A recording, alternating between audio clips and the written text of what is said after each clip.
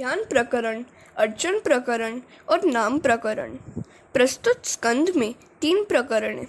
ध्यान प्रकरण 14 अध्यायों में इस प्रकरण का वर्णन किया गया है। 14 अध्यायों का अर्थ है 5 कर्मेंद्रिय, 5 ज्ञानेंद्रिय, मन, बुद्धि, चित्त और अहंकार। इन सभी को परमात्मा के ध्यान में रत रखें तो ध्यान सिद्ध होता है। अर्चन प्रकरण 2 अध्यायों में सूक्ष्म अर्चन और स्थूल अर्चन का वर्णन किया गया है। नाम प्रकरण गुण संकीर्तन और नाम संकीर्तन का 3 अध्यायों में वर्णन है। परमात्मा के मंगलमय नाम का जप करो, चाहे ज्ञान मार्गी हो या भक्ति मार्गी, किंतु ईश्वर की साधना और ध्यान किए बिना काम नहीं बन पाता। किसी एक में मन स्थिर होने पर मन की शक्ति बढ़ती है। इस प्रकार 3 साधन बताए गए हैं: ध्यान, अर्चन और नाम।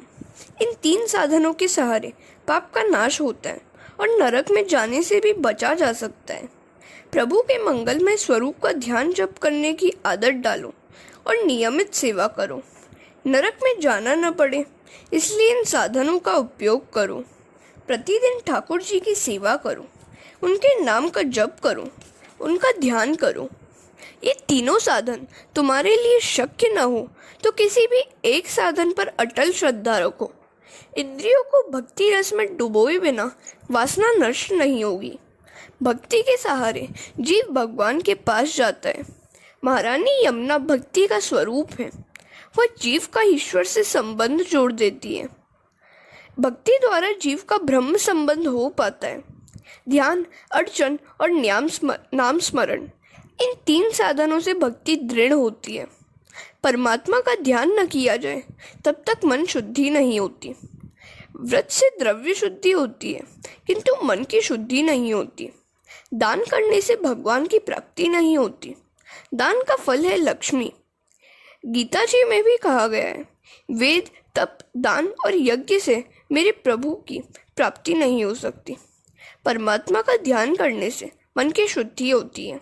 अतः प्रतिदिन ध्यान करने की आवश्यकता है। ध्यान में एकाग्रता न हो सके तो नाम स्मरण की आवश्यकता है। ये तीनों एक साथ न हो सके तो भी कोई बात नहीं, किंतु किसी एक को तो पकड़ना ही होगा। साधन के बिना सिद्धि को प्राप्त नहीं हो सकती। मनुष्य को चाहिए कि वह अपना जीवन लक्ष्य निश्चित कर ले।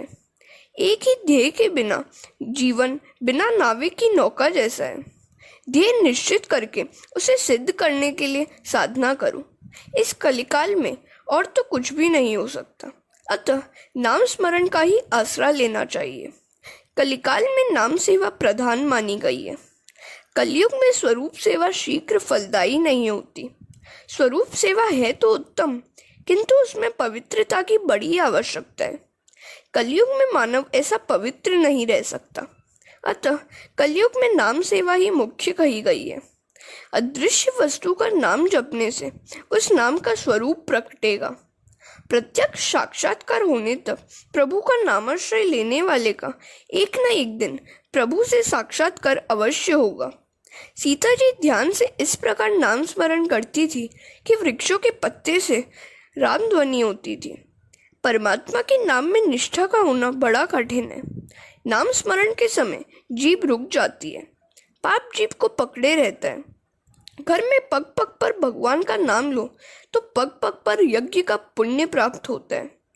यो तो यह दिखता है अतिशय सुलभ, पर है बहुत कठिन।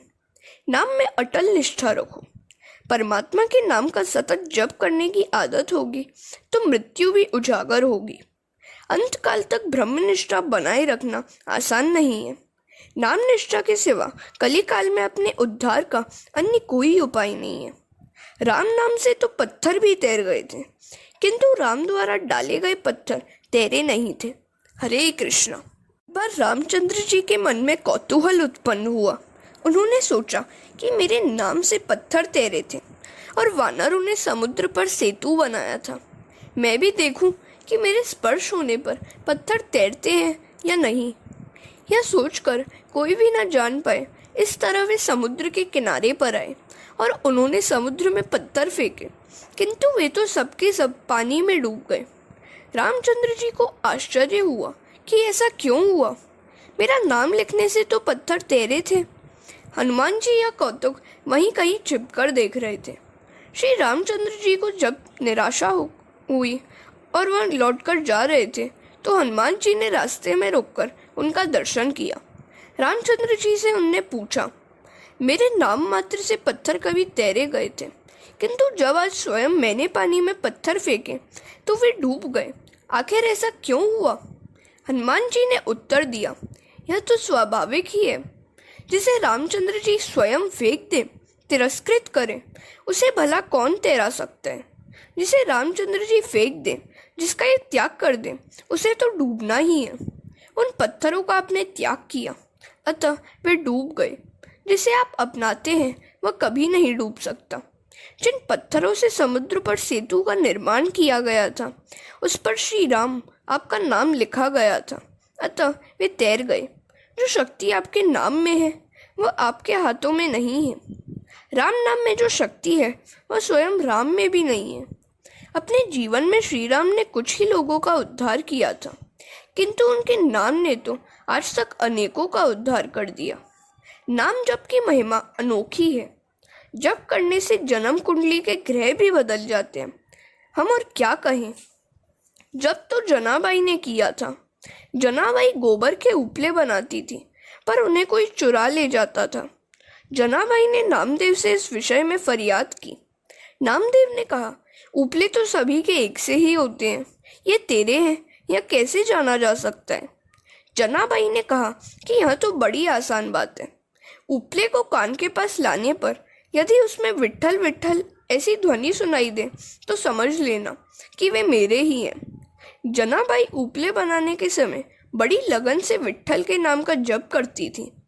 नामदेव ने भी उन उपलों में से विट्ठल के नाम की ध्वनि सुनी तो उन्होंने जनाबाई से कहा, नामदेव मैं नहीं, तुम ही हो।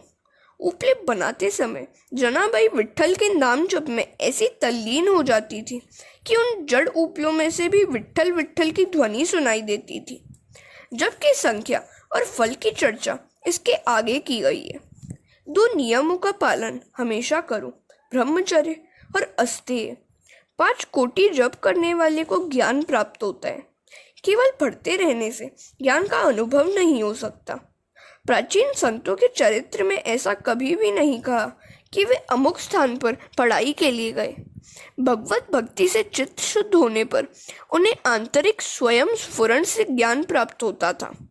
पंडित शास्त्रों के पीछे दौड़ता है, जबकि मीराबाई की वाणी के पीछे शास्त्र दौड़ता था।